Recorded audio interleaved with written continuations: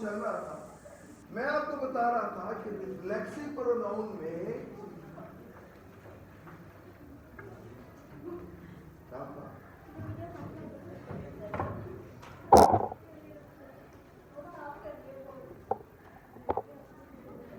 क्या हुआ?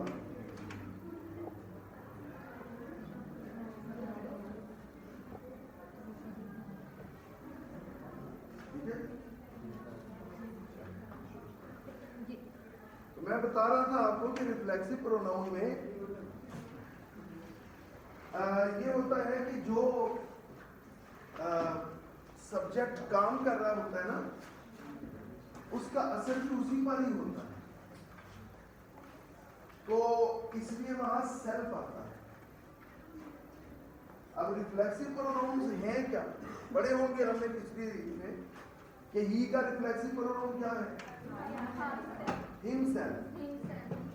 ही का रिफ्लेक्सिव प्रोनाउन है शी का रिफ्लेक्सिव प्रोनाउन है आई का रिफ्लेक्सिव प्रोनाउन है वी का रिफ्लेक्सिव प्रोनाउन है आवर सेल्व्स। क्योंकि ये जमा हो जाता है, तो जब ये जमा हो जाए ना, ज्यादा प्रोनाउन के रिफ्लेक्सिव प्रोनाउन हो, तो फिर वो सेल्फ नहीं रहता, SELVES। याद रखिएगा, आवर सेल्व्स। ठीक है, आवर सेल्फ कहेंगे तो वो गलत हो। यू का, अब यू का जमा भी वही है और वाहिद भी वही है। अब इसका योर सेल्व्स भी ठीक है, योर सेल्फ भी ठीक है। क्लियर? बातें नहीं गलत। इसी तरह दे का themselves, ठीक है, सेल्फ नहीं होगा। अब मैंने आपको ये बताया, जरा तेजी से चलना है, ठीक है। मैंने आपको ये बताया कि जो रिफ्लेक्सिव प्रोनाउन में सेल्फ फॉर्म के साथ सब्जेक्ट का रिफ्लेक्शन उसी पर ही पड़ता है। फर्ज कीजिए मैं कहता हूं कि he poisoned himself, she poisoned herself। क्या मैं क्लियर? she poisoned herself, क्या मतलब? जहर खा लिया, खाने वाले ने, यानी जिसने खाया खुद ही खाया ना, नतीजा किस पर हुआ उसका? कोई और तो नहीं मरेगा, है ना? she poisoned herself। अच्छा, he absented himself from the class। he ने जो काम किया उसका असर किस पर हुआ? उसी पर ही हुआ ना। तो रिफ्लेक्सिव प्रोनाउन की खासियत ये होती है, ये याद रखनी थी, साथ साथ लिखते रहे। इंग्लिश आपको बताई है इसकी मैंने, when इसकी इंग्लिश बताई हुई है ना, डेफिनेशन, ठीक है। अच्छा, अब कुछ रिफ्लेक्सिव प्रोनाउन ऐसे हैं जिनके बाद कुछ प्रोनाउन ऐसे हैं जिनके बाद रिफ्लेक्सिव प्रोनाउन जिनका आना जरूरी है, जिनके साथ सेल्फ फॉर्म जरूरी है।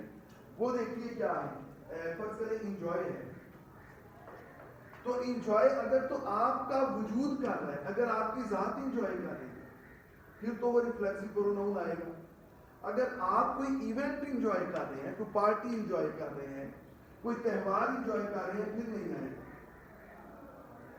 नहीं समझ आई इस बात को? बस आप कहते हैं मैंने खूब मजा किया, आप कहेंगे आई इंजॉयड, क्योंकि ये किसने मजा किया? आपके वजूद ने किया। लेकिन अगर आप कहते हैं कि मैंने पार्टी को खूब इंजॉय की, फिर आप कहेंगे आई एंजॉयड द पार्टी, फिर माई सेल्फ नहीं आएगा। नहीं समझ आएगी? अगर आप कहते हैं कि हमने मेले में बड़ा मजा किया, मेले में we enjoyed the fair, we enjoyed the fair। अगर वो कहते हैं कि जनाब बच्चे ने तो खूब मजे किया, the child बोले कितने को समझ आती है? the child enjoyed himself, बच्चे के वजूद ने किया ना enjoy। क्लियर? तो जब वजूद इंजॉय करता है तो सेल्फ फॉर्म आती है, जब नहीं करता तो नहीं आती। इसी तरह एब्सेंट। अच्छा, एब्सेंट के साथ भी जब आप एब्सेंट को बतौर वर्ब यूज करें तो आप इसके साथ उसका रिफ्लेक्सिव प्रोनाउन लेके आएंगे। जब आप बतौर एडजेक्टिव यूज करेंगे फिर नहीं लाएंगे। मसलन ही एब्सेंटेड, देखिए अब हमने वर्ब की दूसरी फॉर्म होती है ना, वर्ब यानी जब हम उसकी दूसरी फॉर्म ला रहे हैं तो इसका मतलब हम उसे बतौर वर्ब यूज कर रहे हैं। तो जब बतौर वर्ब यूज करेंगे तो इसका रिफ्लेक्सिव प्रोनाउन आएगा। समझ आ रही बात? तो फिर हम क्या कहेंगे? ही एब्सेंटेड हिमसेल्फ फ्रॉम द क्लास। ये जरूरी है। अगर हम कहते हैं he was absent from the, तो फिर एब्सेंट क्या है? नाउन नहीं, ही का स्टेटस बता रहा है ना, नाउन और प्रोनाउन का स्टेटस बताया तो क्या होता है? एडजेक्टिव होता है ना। बोल के बोलो, नहीं समझ आती तो पूछे। देखिए आपके पास तीसरा ऑप्शन कोई नहीं, या जवाब दें या सवाल करें। मैं दोबारा कहता हूँ, देखिए एब्सेंट को जब आप बतौर वर्ब यूज करेंगे तो रिफ्लेक्सिव प्रोनाउन इस्तेमाल होगा। क्लियर? जब आप इसे बतौर एडजेक्टिव यूज करेंगे तो नहीं होगा। अगर आप कहते हैं कि she is absent from the class, तो यहाँ शी इज और शी का आप स्टेटस बता रहे हैं एब्सेंट, यहाँ एडजेक्टिव है। अगर आप कहते हैं she absented herself from the class, अब एब्सेंटेड बतौर वर्ब यूज कर रहे हैं ना, यहाँ आप हरसेल्फ आएगा, she absented herself from the class. Clear? यानी दो हो गए, एंजॉय, एब्सेंट। इनके बाद खास हालत में रिफ्लेक्सिव प्रोनाउन जरूरी है। क्लियर यहां तक? चले आगे। तमाम बच्चों अगर कुछ मसला बनने लगे बता दीजिए जी। जी तो क्या ये भी हो सकता है I enjoyed the party myself? अच्छा, ये फिर रिफ्लेक्सिव प्रोनाउन नहीं आप लगा रहे, फिर आप लगा रहे हैं एम्फेटिक प्रोनाउन। एम्फेटिक, इसकी तरफ में आता हूं, इसकी तरफ में आता हूं। एम्फेटिक प्रोनाउन में भी सेल्फ फॉर्म आती है, लेकिन उसका फिर मफहूम थोड़ा सा बदल जाता है। उसमें ही चले मैं आपको जाके आप बताई हूं कि एम्फेटिक प्रोनाउन वो होता है जिसमें सब्जेक्ट और ऑब्जेक्ट एक नहीं होते। सब्जेक्ट और ऑब्जेक्ट मुख्तलिफ होते हैं, लेकिन हम सेल्फ फॉर्म सिर्फ काम करने वाले पर जोर देने के लिए लगाते हैं। बात समझे है ना? एम्फेटिक का मतलब होता है जोर देना, एम्फिसाइज से, एम्फिसिस आपने लफ्ज़ सुना पड़ा होगा, इससे है एम्फेटिक प्रोनाउन या एम्फेटिक प्रोनाउन। एम्फेटिक प्रोनाउन वो होता है जिसमें आप सेल्फ फॉर्म लगाते हैं, लेकिन वो सेल्फ फॉर्म रिफ्लेक्ट नहीं करती सब्जेक्ट को। बस मैं कहता हूं I myself shall do this, I myself shall do this. अब ये बताइए जो माई सेल्फ मैंने यहां लगाया है, इसका मकसद क्या है? अगर मैं नहीं लगाता आई शैल डू दिस, तो भी तो फिक्रा है ना, आई शैल डू दिस। लेकिन अगर ये वो सूरत हाल है कि अगर मुझे कोई कहते हैं जनाब मैं कर देता हूँ आपका काम, तो मैं क्या कहूँगा? No, I myself shall do this. Clear? तो इसमें मैंने क्या किया? एम्फेसिस किया, जोर दिया कि मैं ही करूँ। यहाँ पे ये रिफ्लेक्ट नहीं कर रहा सब्जेक्ट के काम को ऑब्जेक्ट पर, यहाँ पे ये काम करने वाले की पोजीशन पर जोर दे रहा है। ये एम्फेटिक प्रोनाउन है। तो जो आपने मिसाल दी है आयशा, ये एम्फेटिक प्रोनाउन है, यहाँ पे ये रिफ्लेक्सिव प्रोनाउन नहीं हो। I shall enjoy the party myself, ठीक है? आप अगर ये भी कह दें कि I shall enjoy the party, तो फिक्रा मुकम्मल है। लेकिन जहां रिफ्लेक्सिव प्रोनाउन आना है, अगर आप वो नहीं लगाते तो फिक्रा मुकम्मल नहीं होगा। I shall enjoy the party myself, मैं खुद ही कर लूंगा एंजॉय, तुम जाओ जान छोड़ो।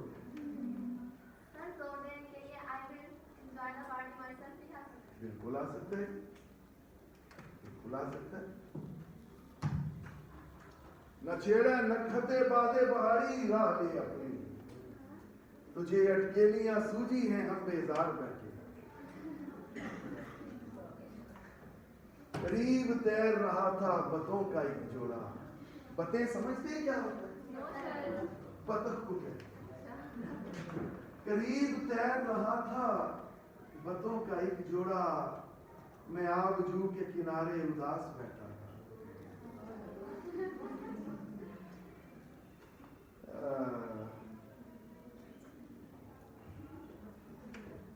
तुमने तो कह दिया कि मोहब्बत नहीं मिली, और मुझको ये भी कहने की मोहलत नहीं मिली।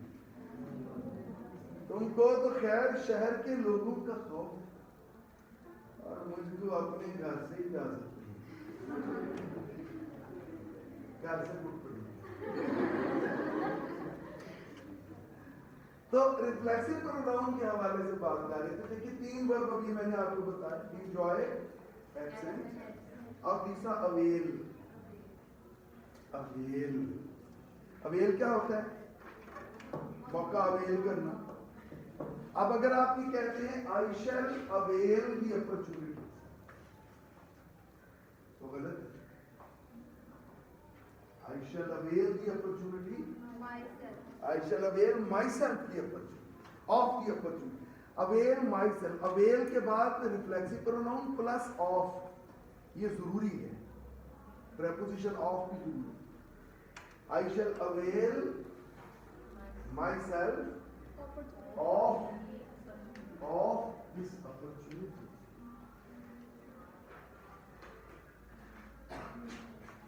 Clearly?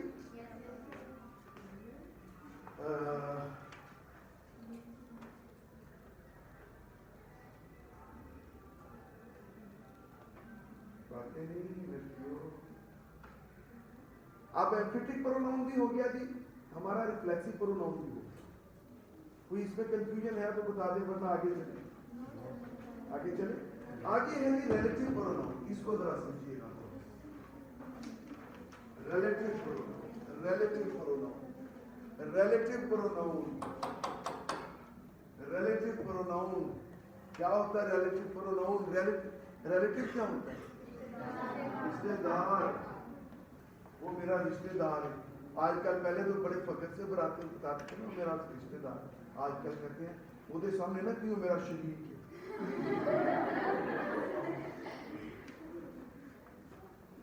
तो रिश्ते भी आजकल ये ना कि तू भी तो कोई गैर नहीं, गमगुसार है। रिश्तेदार गमगुसार ही होते हैं।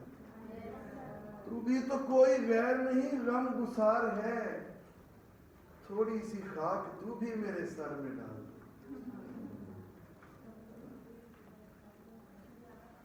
बातें जो किए जा रही हैं, 1-2 लड़कियां उन्हें फिर मैं वार्न ना करेंगे। तो कहता है कि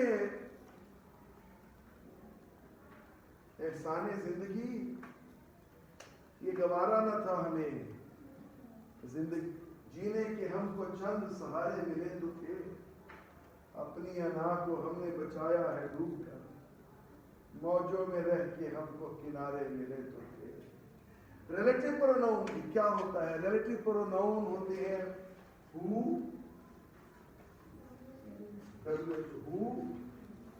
विच, व्हेन,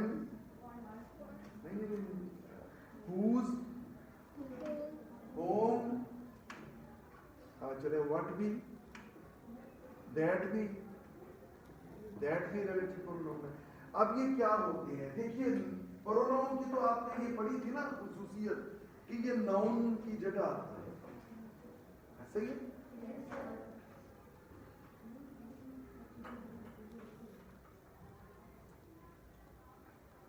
या फिर मैं रुक जाता हूँ या आप रुकते हैं। ये 2 स्टूडेंट्स मुसलसल डिस्टर्ब किए जा रहे हैं। क्या ये अच्छी बात है? उतनी देर से आपसे कह रहा हूं कि ये काम ना करें।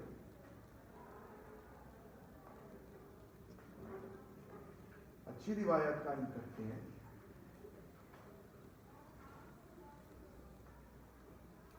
रिलेटिव प्रोनाउन, प्रोनाउन की खुसूस क्या थी? डेफिनेशन क्या होता है प्रोनाउन?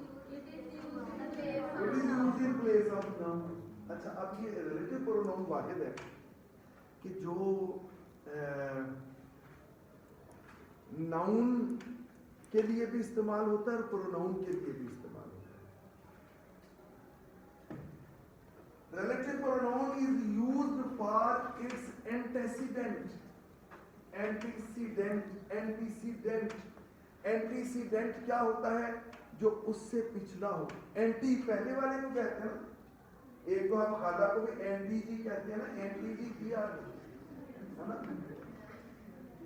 अच्छा, ये एंटी है पहले, एंटीसीडेंट लफ्ज याद रखिएगा। क्या है जनाब लफ्ज? Antecedent. So relative pronoun is used for its antecedent noun and pronoun. Relative pronoun is used for its antecedent noun or pronoun. अब देखिए, he who writes a letter is my cousin. He who writes a letter, यहाँ who किसके लिए आया?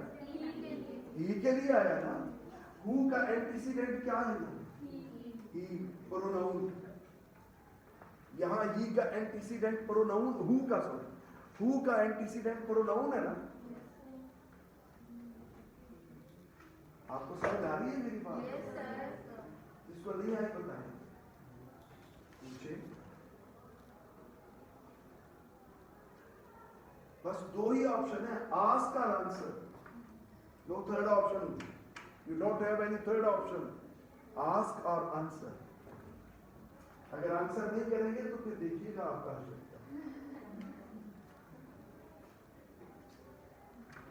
पहला आपका हक है आस्क, ठीक है। अगर आप वो अपना हक अवेल नहीं करते, अब देखिए फिक्रा में फिर बोल रहा हूं, यहाँ पे थोड़ी चीजें जरा आपको समझने पड़ेगी।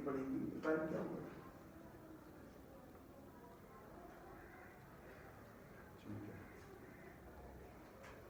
चीजें समझनी पड़ेगी।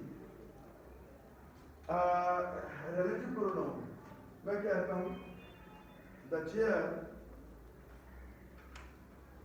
इन which you are sitting is mine. In which you are sitting, है कोई relative pronoun इसको? Yes, sir. क्या?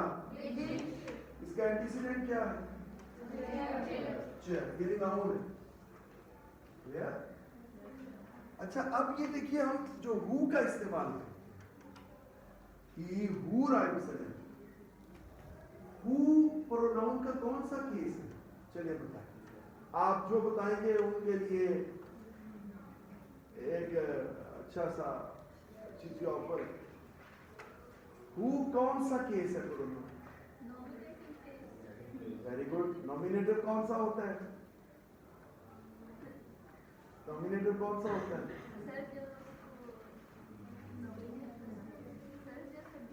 सब्जेक्टिव होता है। क्या नाम है आपका? जी, नॉमिनेटिव केस है, यानी सब्जेक्टिव केस है हु, ठीक है। तो फरनाज के लिए ऑफर ये है कि अब हम ज्यादातर बातें फरनाज से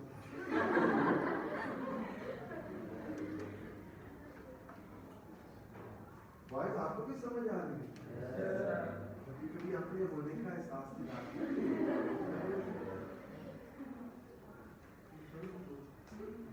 जी क्या है जी? हु। अच्छा, इसका पोजेसिव केस क्या है? Very good, whose। और इसका ऑब्जेक्टिव केस क्या है? होम। अच्छा, अब देखिए जब हम who को सब्जेक्ट के तौर पे इस्तेमाल कर रहे हैं तो who आए, who का पोजेसिव ला रहे हैं तो ये रिलेटिव प्रोनाउन के तौर पर पोजेसिव केस में आएगा, और लेकिन जब ये ऑब्जेक्ट के तौर पे आ रहा है तो ये होम आएगा। अब देखिए मैं तीनों का इस्तेमाल आपको करके एक दफा बता दूं, लेकिन फायदा तब है अगर आप इन चीजों को याद रखें। देखिए क्या है, the person who is sitting, जो कि बैठा हुआ है वो खुद काम कर रहा है ना, हु सब्जेक्ट है ना यहाँ पे, हमने हु लगाया। अच्छा आगे देखिए,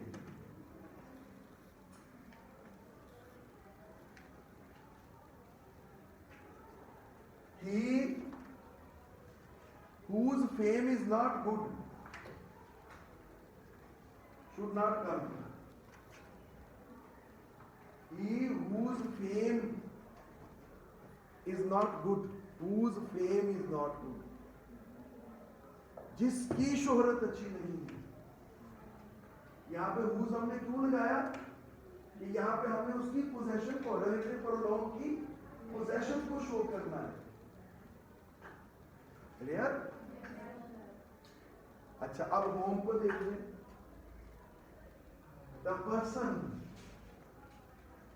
होम आई टीच इंग्लिश, या the student whom I teach English is very intelligent. The student whom I teach, यहाँ पे जो रिलेटिव प्रोनाउन है आपका, क्या वो कोई काम कर रहा है? Home I teach English. अब वो होम कोई काम कर रहा है? होम क्या कर रहा है? होम तो रिसीव कर रहा है ना। होम पर तो काम हो रहा है पढ़ाने का। होम तो यहाँ ऑब्जेक्ट बन गया, पढ़ा कौन रहा है? I, the student whom I teach. Clear? यहाँ पे रिलेटिव प्रोनाउन क्या हुआ? होम। लेकिन चूंकि आगे सब्जेक्ट अलग नई क्लास में आ रहा है, इसलिए यहाँ पे होम आएगा, क्योंकि यहाँ पे ये ऑब्जेक्ट बनकर। Is it clear? Relative pronoun समझ में आ गया? एक क्वेश्चन है तो पूछिए।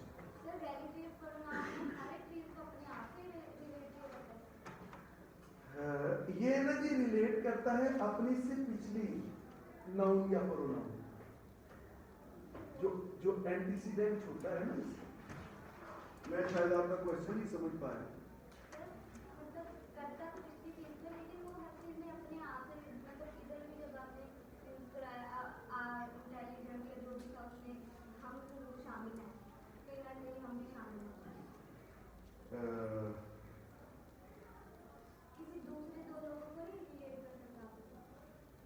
नहीं कर सकते, नहीं, वो तो फिर हो जाएगा ना रेसिप्रोकल प्रोनाउन। वो मैं अभी आपको बताता हूँ।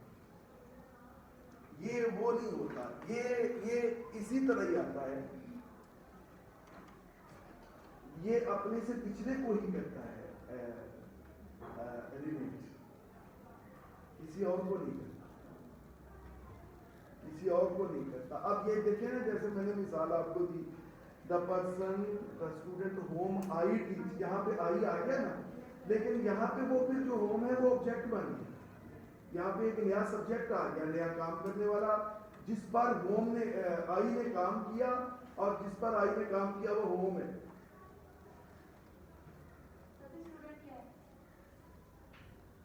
द स्टूडेंट, देखिए ना, स्टूडेंट तो उसका एंटीसीडेंट है ना, उसी का ही एंटीसीडेंट है ना।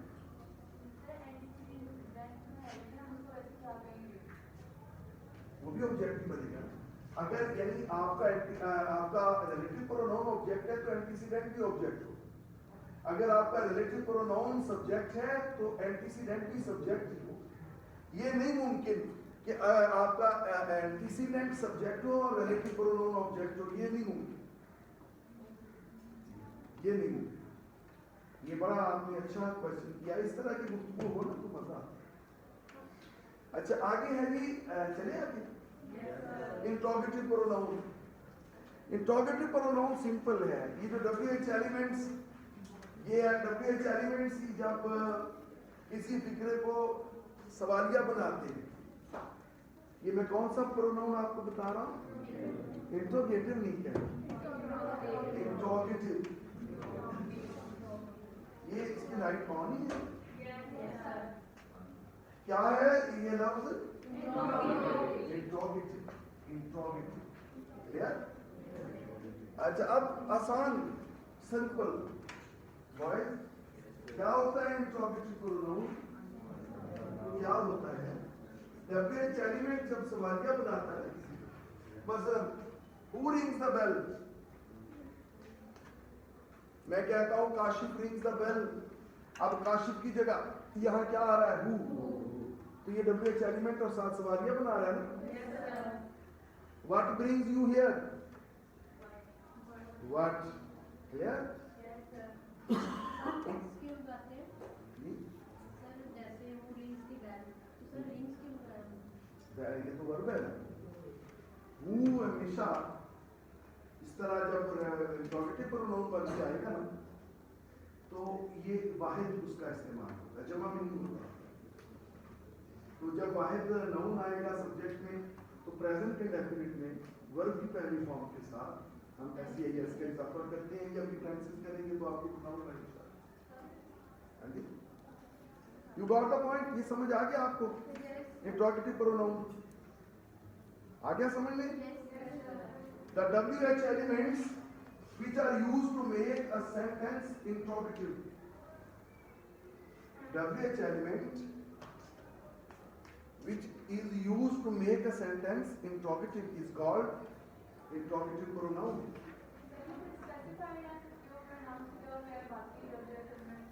मसलन फिक्रा कहता है why does he come here? यहाँ पे तो आप देखेंगे इसमें जो WH एलिमेंट है वो नाउन की जगह नहीं आ रहा, यहाँ पे ये इंट्रोगेटिव प्रोनाउन नहीं है। जब ये इंट्रोगेटिव प्रोनाउन तब होगा जब ये नाउन को रिप्लेस। ये आपका बड़ा अच्छा क्वेश्चन रहता है। इस तरह क्वेश्चन से जो मैं बताने में चीजें रह जाता हूँ, वो आपके क्वेश्चन से क्लियर होनी चाहिए जी। नहीं वो नहीं WH एलिमेंट में उस वक्त WH एलिमेंट इंट्रोगेटिव प्रोनाउन होगा जब वो नाउन की जगह ले रहा।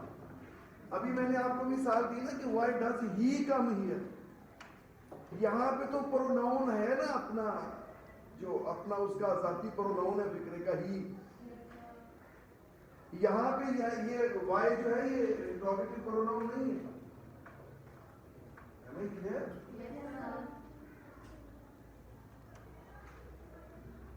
नहीं मैं अच्छा, अब एक और हम कहते हैं रेसिप्रोकल प्रोनाउन, वो आसान है। रेसिप्रोकल प्रोनाउन, रेसिप्रोकल का क्या मतलब होता है? हाँ जी, रेसिप्रोकल मैरिज क्या होती है? What is it religion? That is called reciprocal marriage. अब रेसिप्रोकल है सिर्फ दो प्रोनाउन, वन अनदर और ईच अदर, बस one another and each other. ये क्या है? Reciprocal pronoun. ये क्या है जनाब? क्या है ये? रेसिप्रोकल। अब वन अनदर और ईच अदर में फर्क क्या है? वन अनदर और ईच अदर में फर्क क्या है? ईच अदर दो के लिए आता है, वन अनदर दो से ज्यादा के लिए आता है। The two girls are playing with each other. With one another नहीं आना, TWO2 है, दो है, तो playing with each other. All the girls are playing with one another. यहाँ all the girls है ना, ज्यादा है, तो यहाँ क्या आप लेके आएंगे? one another. ये मैं are playing together. The girls are playing together. ये तो एडजेक्टिव हो जाएगा ना, together तो एडजेक्टिव हो जाएगा ना।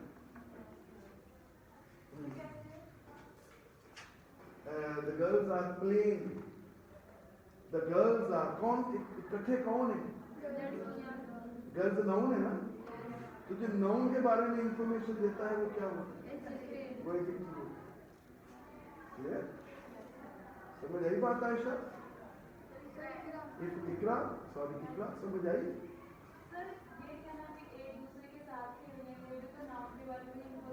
The girls are playing together. यहाँ पे अगर हम कहते हैं playing together, तो यहाँ together एडवर्ब हो, एडवर्ब अभी आपने पढ़ा नहीं ना, इसलिए नहीं पता। एडवर्ब क्या होता है? जो वर्ब के बारे में मालूम है। अगर हम कहते हैं द गर्ल्स आर टुगेदर, फिर ये एडजेक्टिव है। अगर हम कहते हैं the girls are playing together, फिर ये एडवर्ब है, क्योंकि फिर ये प्ले को बता रहा है। वर्ब के बारे में बताएगा तो एडवर्ब होगा, नाउन के बारे में बताएगा तो एडजेक्टिव होगा। समझ आई? लेकिन ये प्रोनाउन किसी तरह भी नहीं है, ठीक है। आगे चलते हैं कि डिस्ट्रीब्यूटिव प्रोनाउन। मैं चाहता हूं कि आज प्रोनाउन को हम खत्म कर दें। डिस्ट्रीब्यूटिव प्रोनाउन, डिस्ट्रीब्यूटिव प्रोनाउन होता है जो चीजों को डिस्ट्रीब्यूट करते, डिवाइड करते। मसलन इसमें क्या आते हैं? Neither or, either or, each, none, any,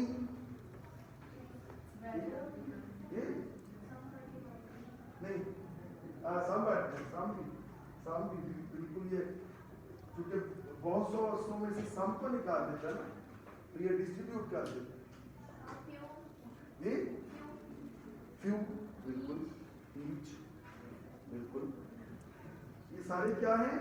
ये डिस्ट्रीब्यूटिव प्रोनाउंस हैं। फ्यू वैसे एडजेक्टिव भी है, फ्यू एडजेक्टिव भी है, सम एडजेक्टिव भी है। इनको एडजेक्टिव के तौर पे भी आप यूज कर सकते हैं और कहीं कहीं इनको प्रोनाउन के तौर पे यूज कर सकते हैं। आप फ्यू वगैरह को ज्यादा एडजेक्टिव ही समझे।